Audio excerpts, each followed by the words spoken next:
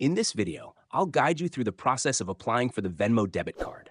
The Venmo debit card is a convenient way to access your Venmo balance, perfect for daily use. Since it's a debit card, it won't affect your credit history. To get started, open the Venmo app and navigate to the Cards section. Under Venmo Cards, you'll see an option to sign up for the Venmo debit card. Tap on it. Next, you'll see a screen highlighting the card's perks, like no monthly fees. Tap on Get the Venmo debit card to proceed. Now choose your card design.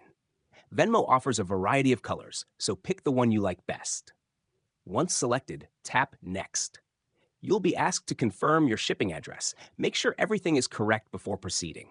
Once confirmed, your Venmo debit card will be on its way. Lastly, create a PIN for your card and you're all set. Your Venmo debit card will arrive soon, ready to use. If this tutorial helped you, don't forget to like and subscribe for more helpful guides. Thanks for watching, and see you in the next video.